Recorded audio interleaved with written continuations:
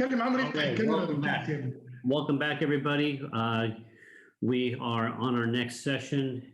As you know, diabetes is a rampant disease in this world, and quite frankly, is growing more and more. And with that, we, as foot and ankle surgeons, start seeing more and more Charcot Arthropathy. So it was a pleasure today of having Mohamed, Dr. Mohamed from Egypt, mediating this session today on Charcot Arthropathy. Mohamed, it's all yours. Okay.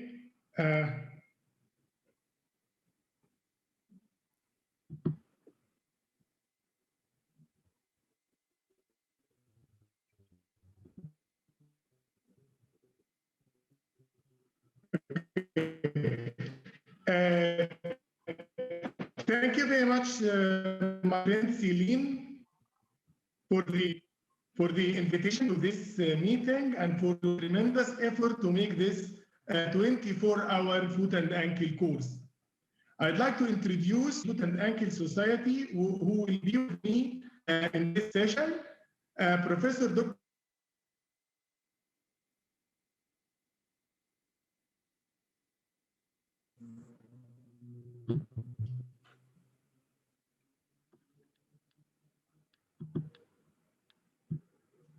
Should I start now? Yeah, you can go ahead and introduce him. We didn't hear what you had said. Okay. Okay. So I'd like to thank my dear friend Selene for his nice invitation to this event. I'd like to thank him for his great effort to do this special event. I'd like to introduce my dear friends in the Insurance University Foot and Ankle Department and the Egyptian Foot and Ankle Society, Professor Dr. Ahmed Kholeif, Professor of Orthopedic Surgery in Cairo University, and he is the current president of the Egyptian Foot and Ankle Society. My friend Dr. Ossama Elshazly, Professor of Orthopedic Surgery at Chance University, the Secretary of the EGFAS, and Dr. Farouk, the Associate Professor of Orthopedic Surgery at Chance University, and I will be honored to run this session. So please, Dr. Ossama Elshazly, can you start sharing, please? Okay, thank you very much, Dr. Mohamed. I'm going to share, and thanks, Selene, for this tremendous effort for doing this successful and great course and great idea as well. This session will be about Charcot arthropathy, and in Egypt we encounter these cases very frequently because the incidence of diabetes in Egypt is around 20%. So we see a lot of cases of Charcot. So we will go through this session with some case-based lectures about Charcot arthropathy. I will start with this case presentation of 63 years old male patient. He is active businessman and have a lot of work, and he works too much, and he was diabetic for 22 years. And he had insensible foot as well. This is the clinical photograph with his foot. His initial complaint was having recurrent painless swelling and edema in the foot. Actually, in Egypt, and I think maybe in different places in the world, this classic scenario, the patient consults first diabetologist about his edema and swelling, and the diabetologist suspects first the diagnosis of cellulitis. So he refers him to vascular surgeon to make a duplex and to check if there is infection or any problem in the foot. And usually the diagnosis is some atherosclerosis and soft tissue edema. And he starts treatment with antibiotic and anti-edema measures for this edema and suspected cellulitis. And of course, there is no response. And finally, the last station comes to the orthopedic surgeon. I think this is a classic scenario we usually encounter in Egypt, and it may be in different places in the world. The first plain X-ray for this patient was done 1 month after his initial presentation. And it shows this photo which we see right now. My question to my colleagues, and if possible to answer Mohamed or any of the panel, so what do you think about the diagnosis of such case? Unmute yourself, Mohamed. This is a nice case with pure midfoot dislocation.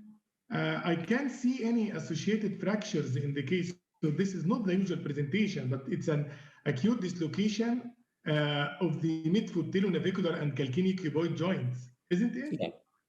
Yeah, so now we can see a dislocation of the midfoot. This dislocation, the patient doesn't mention any significant trauma or fall down. So we cannot say this is a traumatic dislocation, but rather we can say it's some sort of Charcot of the midfoot, which starts or presents purely with dislocation without fractures in the midfoot. And as Dr. Mokhtar said, this is a quite rare condition. I want to ask also the panel, Dr. Kholeif or Dr. Mohamed, Dr. Amr, about their tips about differentiation between cellulitis and early infection as regards the clinical, laboratory, or any radiological tips that can differentiate between cellulitis and early Charcot. Because this is a common pitfall and common mistake done by diabetologists and also general surgeons. So any tips, Dr. Mohamed? Yes. The redness of cellulitis doesn't improve with elevation, but the redness of acute Charcot improves with elevation. The problem of the labs that acute phase reactants will be high in both conditions, so it may be difficult to differentiate, but clinically, elevation decreases the redness in cases of acute Charcot. Thank you, Dr. Mohamed. Dr. Kholeif, do you add anything for differentiation between early infection and early Charcot and cellulitis? Unmute, Dr. Kholeif. When you do an X-ray, of course, when you do for the Charcot, you will see this classical fragmentation or subluxation or dislocation of the foot joint, while in the cellulitis, might be some rarefaction, but definitely essentially normal regarding the joints. You wouldn't find something of interest. And of course, the total leukocytic count would be much elevated in the case of cellulitis rather than in the case of Charcot arthropathy. Thank you very much, Dr. Kholeif. Yes, there are many differentiating points between infection and early Charcot. As regards the clinical pain and fever, it's common with infections and cellulitis, but it's less in Charcot. Also, as Dr. Mokhtar said, the swollen erythematous digits or sausage toes, which appears more in infection, and this erythema presents with elevation of the foot, which indicates infection, while in early Charcot, this disappears frequently. Acute phase reactants may be elevated in both, but it's slightly elevated in Charcot, but markedly elevated in cases of infection, and leukocytic count is important. Also, radiological parameters can differentiate, and there are many papers talking about this.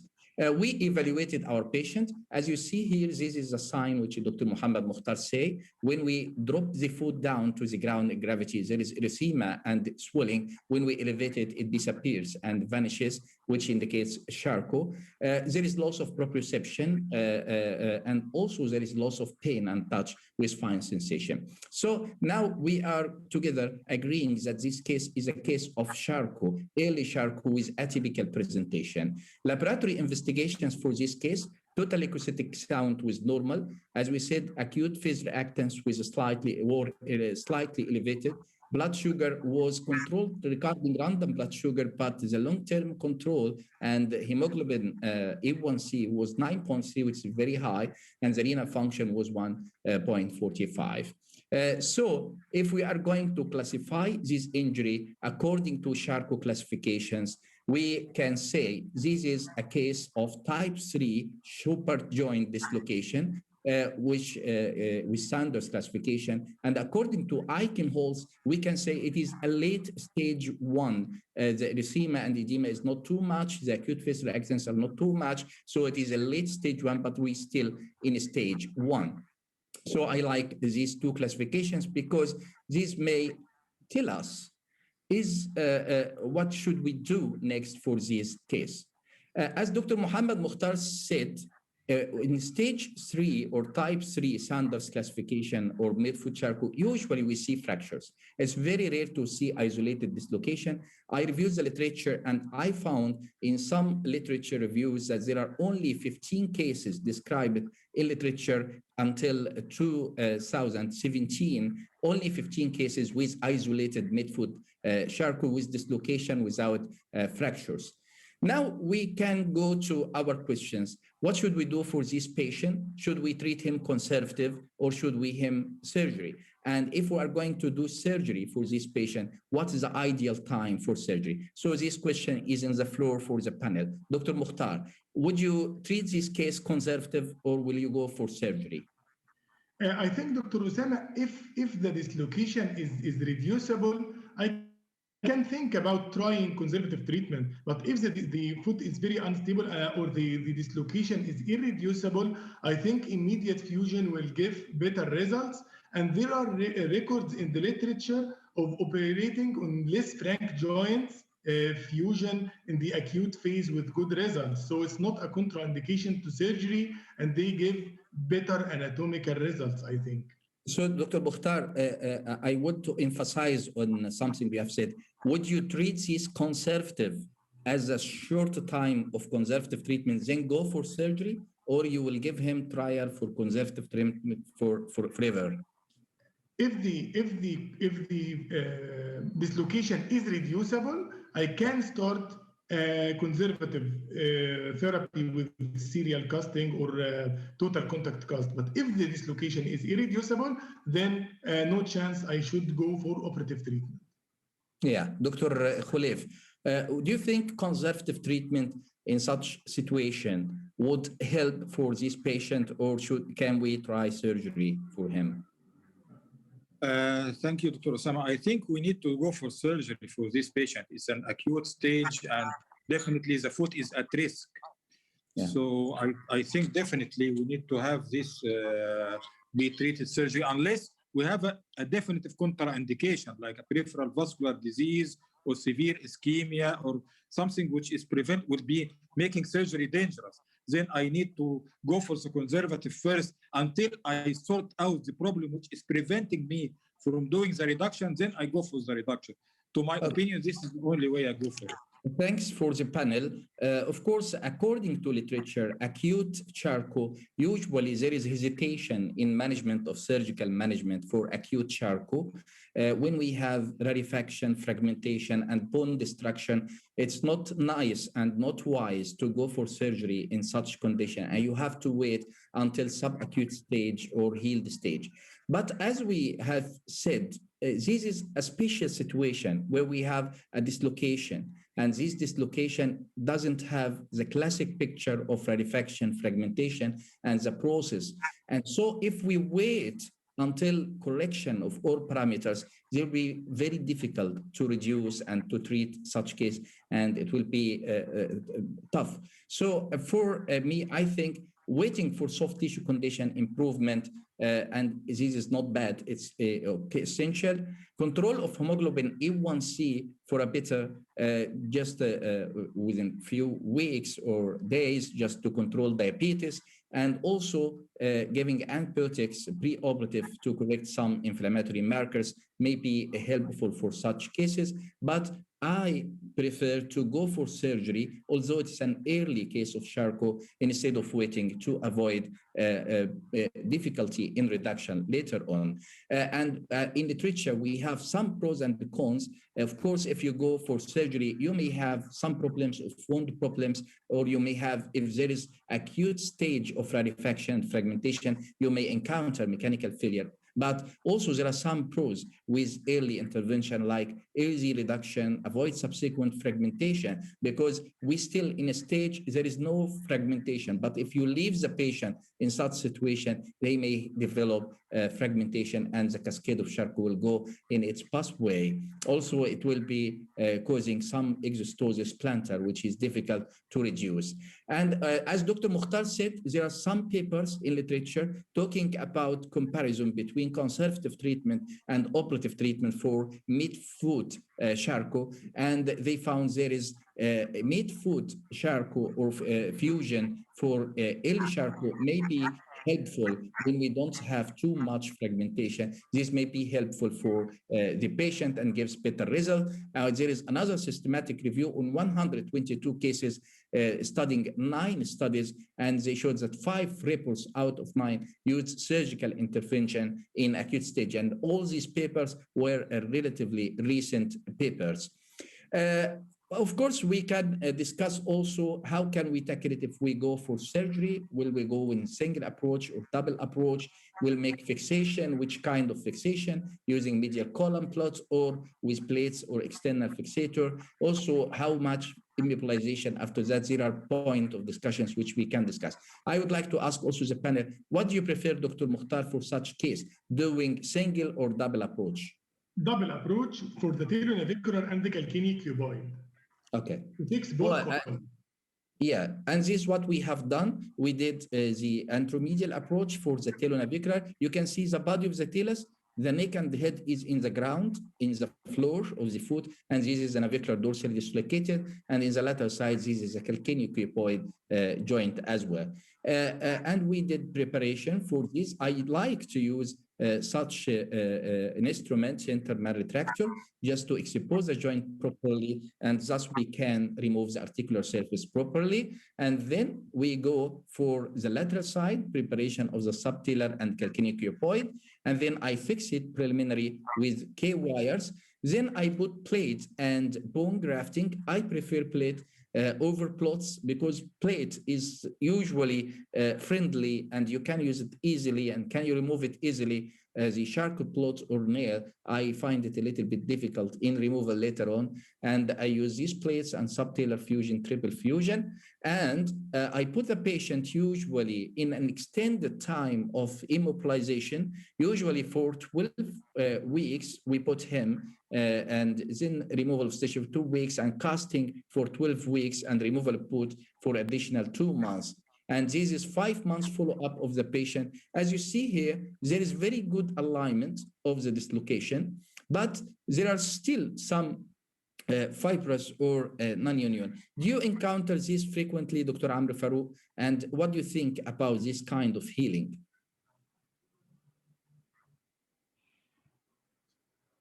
Dr. Amr Farouk? Yes, the healing time in Charcot is very long as compared to normal triple fusion, and it may end. Yeah, I hear you. You hear me? Okay. Yeah. And it may end in fibrous union rather than complete bony consolidation. But the fibrous union may be enough for the patient if there is good alignment and the patient is pain-free. The problem in this fibrous union that it may lead lately to failure of the screws or of the plates. And if this happen after I have reached good degree of fibrous union, plate can be removed without affecting the alignment of the foot, and this is also okay for the patient if we reach only fibrous union without bony consolidation, and I think this is common in Charcot. Yeah, thank you, Dr. Amr. And usually you usually see that in triple fusion, in case of Charcot, if I have full union of one of the joints, like the calcaneal cuboid here, I feel satisfied to allow the patient to start with pairing, because this will minimize the stresses on other joints, even if there is some fibrous union. But I can see here a very good union of the calcaneal cuboid, which is solid union. So one joint union will minimize the mobility in other joints. And this is 5 months So I ask the patient to start with pairing after 5 months when we have reached this amount of urine, and this is video for the patient while he is walking. Another case similar to that in a 55 years old lady female with diabetes type 2, 15 years. It's a similar case, but here it is different because in the right side, the patient had some sort of infection and ingrowing toenail and infected nail. Actually, the patient was complaining from the left side with a swelling, and fortunately, X-ray was done for this patient in 2020 of January, but continuation of swelling happened, and she came to me after 2 months of this presentation, and I could find the same picture here. You imagine this was in January and this was in April, and the clinical evaluation of the patient was the same. And here the total leukocytic count was different. It was 14 and the CRP was 41. So it's a little bit different from the other one. The other one with timing of surgery can be done early, but here we had to still non-with pairing for a while until improvement of soft tissue condition, control of hemoglobin A3, and decline of markers. And we did both approaches, and this was the follow-up of the patient after 2 months, after 4 months. You can see here at 6 months, we had some collapse without mechanical failure. I say attribute this collapse maybe for using large graft because reduction was difficult. I put large graft when this patient started, some of these was lost. But finally, the patient clinically was nice and she was walking very well. So take home message, Chuper joint type 3 represents 10% of all anatomical types of Charcot. Isolated dislocation without fracture is very rare. Management depends on soft tissue condition and inflammatory markers and total leukocytic count.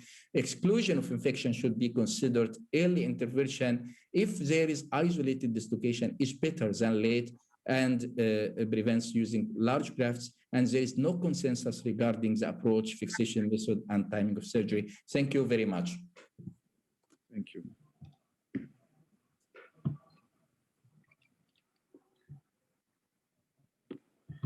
Thank you, Dr. Ossama, for the nice case.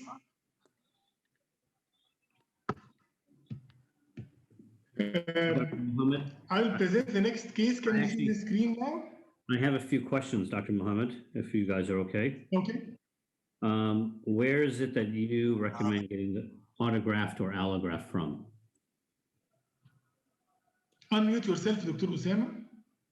I use autograft from the patient. We don't use allografts in Charcot cases because the risk of infection is high. So usually I take iliac crest grafts. Iliac crest graft, okay. And then do you perform an Achilles tendon lengthening on these patients? Yeah, in most of patients with midfoot break, it's difficult to reduce without Achilles tendon release. So I didn't mention, but I do it as a routine case in case of midfoot break and rocker bottom deformities. Yeah. Perfect. I think that's it for now for questions from me. Okay. Yeah, thank you, Selene. Thank you, Dr. Ossama. This is a nice case. 62 years old male with 17 years history of type 2 diabetes mellitus on insulin for the last 3 years, and he has bilateral blindness as a complication of diabetes, so bilateral blindness from diabetic retinopathy, and he has this X-ray, a bimalleolar ankle fracture that was diagnosed 2 weeks after injury because he doesn't have pain, just swelling and inability to walk, and then this X-ray was made, and he has a bimalleolar ankle fracture. So may I ask Dr. Ossama, what are the important points in history and the clinical examination you need to know now? Yeah, of course. There are many points in history. You already mentioned that this patient is long-standing diabetes with insensible foot with blindness, and this is a serious complication. Of course, the development of Charcot relates to the duration and the control of blood sugar. So a blind patient with retinopathy and long-standing diabetes may have the possibility of Charcot later on. Also, I have to ask about the activity of the patient. Does he walk supported or unsupported, or how does he walk? And also I have to examine the vascular condition of the patient besides a neurological examination, because he may have some sort of ischemia, which requires pre-operative intervention before I go for surgery for this case. Okay. Thank you, Dr. Ossama. Yes, the patient slept 3 weeks before presentation here. He has no pain, good peripheral circulation, good soft tissue envelope, good renal and cardiac function, hemoglobin A1C is 8, and he was walking just with somebody to help him because of blindness, but he can walk without any walking aid before this injury. So what's the best treatment option for this patient at this stage, Dr. Amr, in your opinion? I think according to this data, I have to classify the stage of Charcot we are having according to also examination of the soft tissue, if there is any ulcers, any redness, any hotness, and accordingly, Acute fracture. Yes, I see. We have to examine the patient has yes, I did. now. I hear you, Dr. Mokhtar. According to this data, I have to differentiate if this is a normal fracture in diabetics in a diabetic patient, or is it going to develop Charcot? That's what I see. It's an acute fracture in a diabetic. Yes. In a diabetic neuropathic patient. So what's the best treatment in this stage? Dr. Ossama, what's your opinion? Yeah, I of course, a fracture in diabetic, I deal with it like fracture in normal person, but with extra care. I usually fix it with extra rigid plates, locked plates, and I can give him some screws. But actually, with this special patient with blindness, I may consider doing fusion for this patient because he's blind. And I cannot trust walking, and I think this is one of the indications also. Okay, so you are correct, blindness is a factor.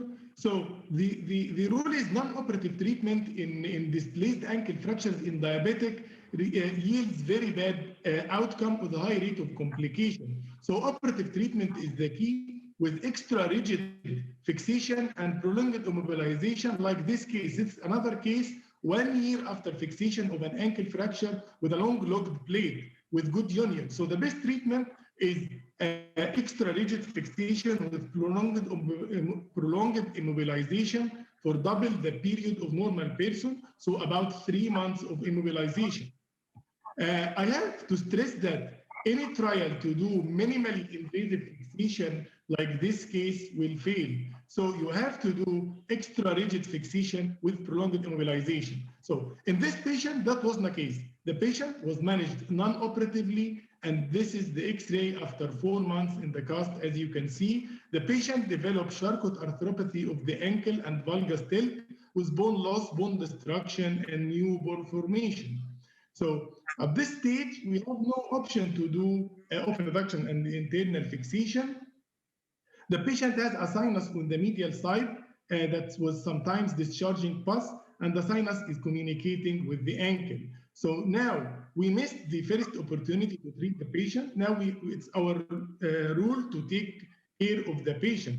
I think at this stage, the only option is ankle fusion.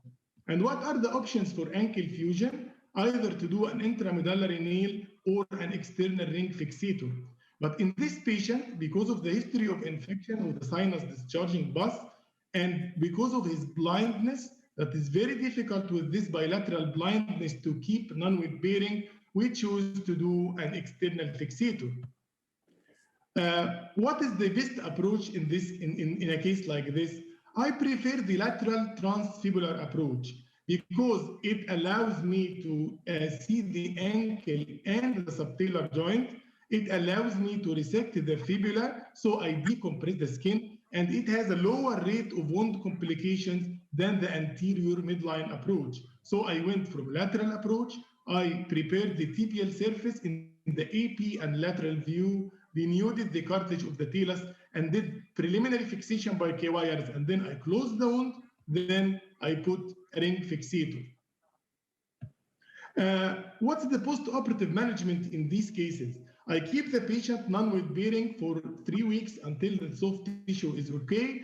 Then I allow weight bearing, and usually the frame starts in position for 4 to 6 months until good union is achieved.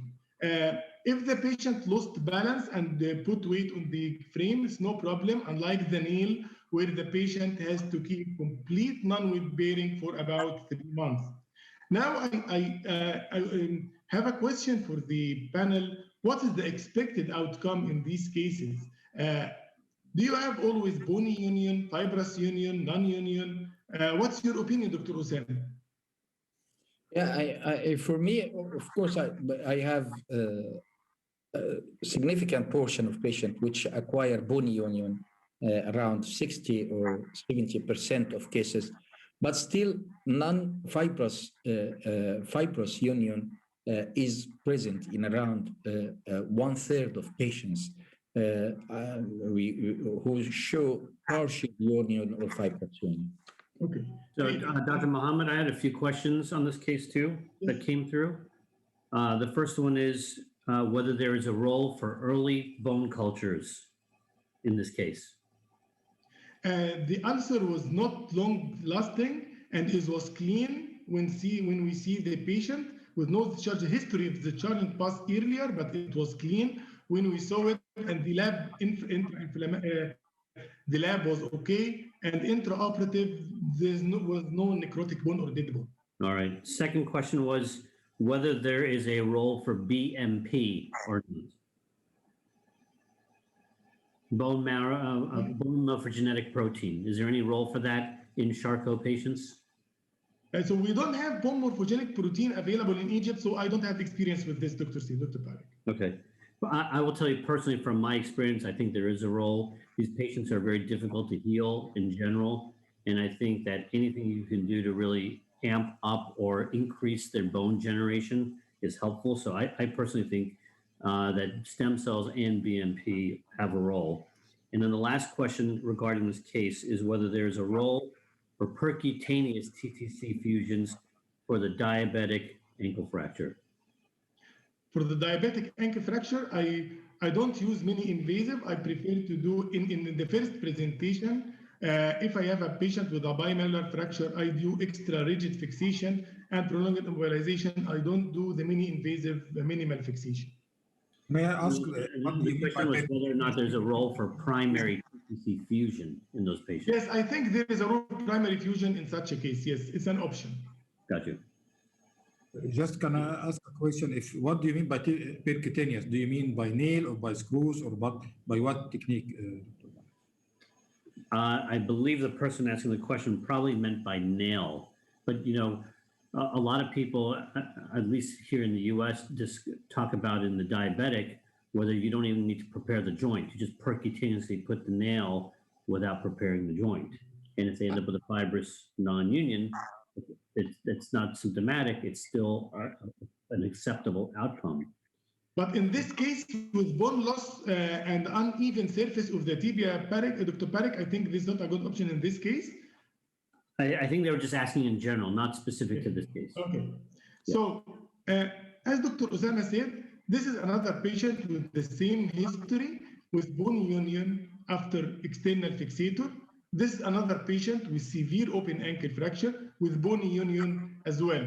In general, I have more than 60 cases done in the same technique. Limb salvage rate is 90%, stable fibrous union 20%, bony union 60%, non-union 10%. The idea is I consider stable fibrous union as a success of treatment because the patient can be braceable and can walk on it. So bony union or stable fibrous union are both acceptable outcome for the operation. So the take-home message, ankle fractures in neuropathic patients should be treated with rigid fixation and prolonged immobilization. Unstable Charcot arthropathy of the ankle usually requires stabilization, nail and external ring fixator are the common procedures. So I have a very small next case here. 55 years old female with 12 years history of diabetes type 2 on oral hypoglycemics with good glycemic control. She came to me with this plantar ulcer in her foot, plantar lateral ulcer. Offloading and conservative management failed to treat the ulcer. So may I ask the faculty, and this is the X-ray of the patient. She has Eikenhorst stage 3 or a healed Charcot, old Charcot joint of the foot with rocker bottom foot deformity. So what's the next step you want to know, Dr. Ossama? Well, I need to know if there is infection of this ulcer or not. So I have to make some laboratory investigations to exclude infection. Also, I need to have more CT scan to understand the plantar exostosis. So in this, because in these cases, sometimes I go for exostectomy alone if it is the main cause of ulcer, instead of doing reduction and fusion of the midfoot. Okay. So now, I think, Dr. Ahmed, unmute yourself, please. Yes, I usually like to have a weight-bearing film in order to see what's the most dependent area. Because if I see a bony exostosis and I compare it with non-weight-bearing films so that I can see if there is any, if the foot is stable or unstable, and to see the most dependent point. If it is against the ulcer and the position does not change, then I do exostectomy because I assume it is stable. If it is the position or the shape of the foot changes, then I believe that doing exostectomy might be associated with doing a fusion as well. Okay, so I agree with you, Dr. Ahmed. We have two options: exostectomy versus corrective fusion. If the foot is plantigrade, no big deformity. If the foot is stable, then I go for exostectomy. If the midfoot is unstable or grossly deformed, then we need corrective fusion. But how to know? This is the X-ray weight-bearing versus non-weight-bearing, like Dr. Ahmed Kholeif said. We can see there is no change in position in relation between the hind foot and the forefoot in the weight-bearing X-ray compared to the non-weight-bearing X-ray. And this is to compare with this another patient with the same problem, but on the weight X-ray, there is more collapse of the talus and the cuboid plantar wards. So in this case shown now, there is midfoot instability, but in this case, there is no midfoot instability. So I think in this case, we can go for exostectomy alone. Then our question is, what's the best timing for surgery, approach, how to do resection, and post-operative management? About timing, if the patient heals with non-operative treatment and then the ulcer recurs with weight-bearing, I do non-operative treatment until the ulcer is closed, and then I go in a clear environment and do the operation. If it's not responding, then I have to go in this situation. I usually don't do the resection through the ulcer itself. I use a separate lateral incision to do the resection, not to enlarge the ulcer and not to expose the cancellous bone that I do debridement for it. Don't leave it exposed through the ulcer. Dr. Ossama? Dr. Mohamed, did you try to do mini-invasive or percutaneous through the ulcer using a pair to make exostectomy? Because I tried it in some cases and it works well, especially if you have a fragment which is too near to the skin and subcutaneous. It's easy to remove it with pair. Yes, if the bony prominence is small, we can remove it. But in this case, I needed to remove a big area of bone, big surface area of bone. So I opened a lateral approach like we see here. I do resection until I have an even plantar surface, trying not to destabilize the midfoot. Okay, so you have to resect until you have an even plantar surface without destabilization of the foot. The advantages of this operation, that is a minor operation, no risk of implant failure or infection, but the problem is you have to have a stable foot and there is a chance for progressive collapse later on. But fusion, you don't have a chance for collapse later on. But I think in cases like this, the result is okay. And this is the patient 1.5 years after the operation. The lateral wound is closed and the ulcer is closed with no recurrence of the ulcer. So midfoot plantar ulcers are common problems with Charcot arthropathy. Conservative therapy should be tried first. Management depends on midfoot stability. Thank you very much. And I'd like to invite my dear friend Amr Farouk to share his screen.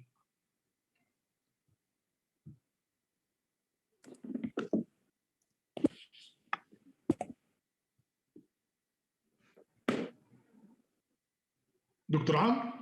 Yes, I'm sharing my screen. Okay.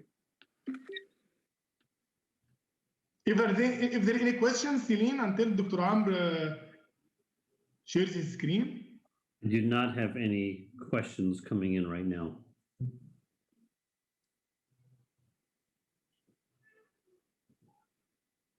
Well, while he's sharing his screen, in general, do you feel like you guys have become more aggressive over time in treating Charcot arthropathy or less aggressive? For me, I'm getting more aggressive too. I'm doing more operations now for the Charcot than before. That's more my side. Yeah, it's the same for me. Even in fractures, in Charcot, I can do. Even in some elective cases like hallux valgus, I do it with caution, but not in insensible foot. I do it in diabetic patients. In the past, I was afraid from this, but now I do it more frequently. Dr. Amr, go Okay. on. Thank you. Thank you for your great effort. I will present one case about Charcot ankle. This is a male patient, 55 years old, diabetic for the last 20 years. He has no sensation on both feet. He has no definite history of trauma, no ulcers, no redness or hotness. And he has this unstable ankle for the last 5 months and was going through conservative management in Walker. This is the anteroposterior and the lateral X-rays of his ankle after 5 months of conservative management. This is the CT of the patient. The CT showed some details that there is complete absence or complete loss of the body of the talus, and there is cystic degenerative changes in the distal tibia and in the calcaneus as well. So according to this data, there is no doubt that this is a Charcot joint, a Charcot ankle joint. My question to the panel is, what do you think the staging of this Charcot? Dr. Mokhtar? It's a chronic Charcot is I can hold stage 3 that failed to have complete union. So the patient has unstable ankle, but I don't think it's an acute or subacute case. Yes. Back to the Eichenholz classification. This is, as Dr. Mokhtar said, we are, I think this patient finished the acute stage, and we are now in stage 2, the stage of coalescence after improvement of the erythema and the worms and the swelling, and after finishing the stage of fragmentation and starting the second stage, which is the golden stage for any surgical intervention. Okay, after finishing the neurovascular examination and the lab investigations of the patient and finding a good skin condition for this patient, what are the options for treating this unstable Charcot ankle? Do you prefer continuing the conservative management, or open reduction internal fixation using plates, or using an intramedullary nail, or using an external ring fixator, Elizarov? Dr. Ossama? Unmute yourself, please, Dr. Ossama.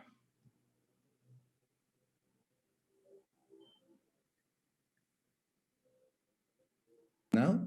Okay. For me, I have good results with doing Charcot nails. For such a case, I can make debridement for the ankle joint, and I make tibiocalcanean fusion using Charcot nails. Fine. This is a closed case of Charcot without ulcers, and our decision also was intramedullary nailing. So the next question is about the approach. What approach do you prefer? There is no ulcer, Dr. Amr. There is no ulcer or no history of ulcer. No ulcer. But I have a comment here, Dr. Amri. Even if I have brachial ulcer on the lateral malleolus, because with such varus position, you may have some ulcerations here in the lateral malleolus. If it is not infected ulcer, and it's just a brachial ulcer, I can go for nail even with a resection of this part of the fibula, and it's not a problem to do it. So it's an ulcer, infected ulcer is a problem or indication for doing external fixation, but clean ulcer is not a contraindication for doing a nail. Fine. Fortunately, this patient had no ulcers, but Dr. Ossama said that superficial ulcer on the lateral malleolus is not a contraindication for nailing. Dr. Kholeif, do you use routinely a graft in such cases?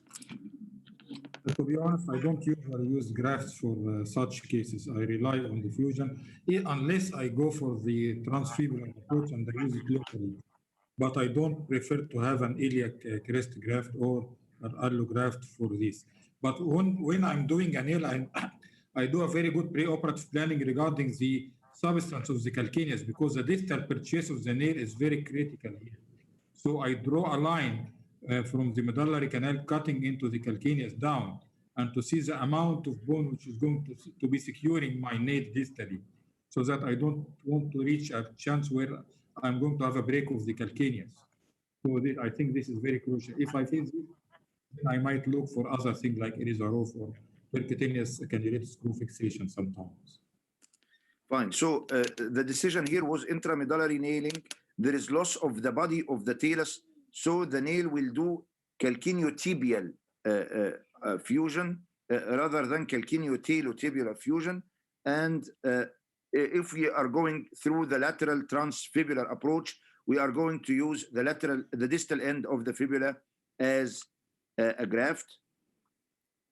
And this is, sorry. This video shows how unstable the ankle was.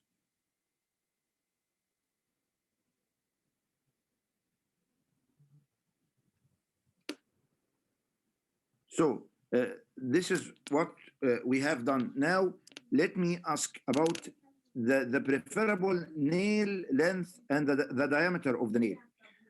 Is there any consensus about this?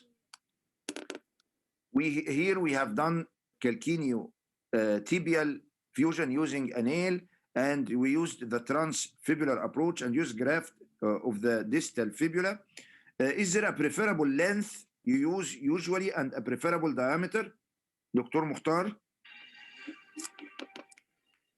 I usually use a relatively long nail like you did here to avoid stress fracture on the top of the nail. Yes, and the diameter, do you use the largest diameter you can reach with the reamer, or you prefer to use a smaller diameter? Dr. Ossama? Unmute yourself. I usually become careful when I deal with such cases because the bone quality is bad. So I don't use too much press fit nails. I prefer to use undersized nails to avoid fractures. And it's common to have the spiral fractures around the nail while you are introducing it. And so there's a question from the crowd. When you have talar loss and you're doing a TTC nail, do you guys prefer a straight nail or a curved nail? For me, I used the straight nail. This is a straight nail, but I have to medialize the calcaneus intraoperatively to be just in front of the distal tibia. So I can medialize it to reach this using a straight nail. And would any of you ever consider posterior plating for fusion? Posterior plating. So posterior plating is not available here, Selene. So lateral plating is available, but posterior plating not. Okay. And another question, would you consider arthroscopic joint preparation? I don't consider in Charcot cases because we usually use the transfibular approach, which makes us just in front of the distal tibial surface and the calcaneal surface, which can be preferred easily. And I have to take out all the degenerative tissue, soft tissue, to prepare these joints. I think this is very difficult arthroscopically. Also, Selene, in tibiocalcaneal fusion, we need more careful preparation of the calcaneal surface to co-opt with the tibial surface. So in my hands, I think arthroscopically this is difficult. I agree, especially for Charcot.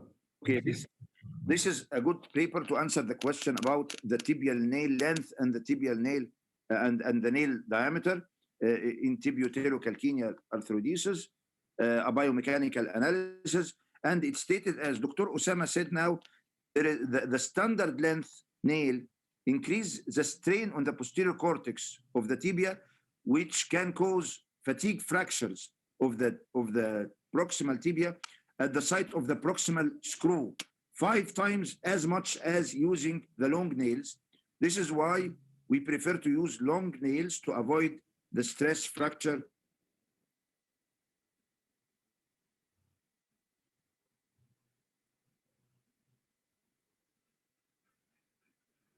Yes, and I prefer to avoid too much reaming as well. Yeah. Too much reaming in this quality of bone sometimes give me a problems. So I agree with Dr. Ossama regarding avoiding so much reaming for getting for a large nail. Yeah. Especially when you're doing a calcaneal fusion with the calcaneus substance might not take the proximal, the distal part of the nail, which is sometimes is big thicker. I have a question to the faculty. If you have an intact subtalar joint, only ankle Charcot with intact subtalar joint, and you do the lateral transfibular approach, do you prepare the subtalar joint or just the ankle joint? I personally don't prepare the subtalar joint and rely on the ankle, and then I got it. This is I totally agree with Dr. Ahmed. If it is stable subtalar joint, I don't even open the ligaments or capsule. I put it inside to through the subtalar, and it's enough for reaming. But if it is destroyed, I have to remove and prepare. Yes, if it's not involved, I don't prepare it as well. Even in the external fixator, I prepare it if it's only involved in the Charcot process. Any other comments? Any other questions? What about sometimes the calcaneus is not, I feel it's not strong enough to take the nail. So what would you do? Sometimes you end up with a calcaneus. Sometimes the calcaneus is not that nice and very well preserved here. Sometimes you have also... Usually, I usually add plating, anterior plates with the nail in order to make additional fixation. Okay, we are coming to... And there is a nice paper also from Dr. Hani El-Muafi and his colleagues in Mansour University in Egypt about hybrid fixation using a nail and an external fixation to add for stability. Dr. Amr, تقدر تكمل. Yes, okay. And I was going to ask you this question. If I do calcaneo-tibial fusion using a nail, what about the anterior part of the talus, the head of the talus? Do you try to connect it by any means to the construct, to the nail construct? Yeah. For me, in this case, I found this piece of bone is very, very unreliable to do any fixation. So I just used K-wires to hold it to the construct. But as Dr. Ossama said, and thank you, Dr. Ossama, for this slide, sometimes we use anterior plating to hold the rest of the talus I would to like the to distal. comment on this X-ray. You can see the spiral stress fracture above the nail because it is short nail. You can see it in the AP view. So this proves what we have said. It's better to use longer, thinner nail. Yeah. Excellent. Well, guys, thank you for a great session. Mohamed, thanks for moderating this. We need to keep moving, but this was very insightful, and it's fantastic to see the kind of work that's being done globally. It's amazing. So thanks, guys, and we'll be back in a few minutes. Okay. Okay. Thank you. Thank you very much, Selene. Thank you very much, Mohamed. Thank you.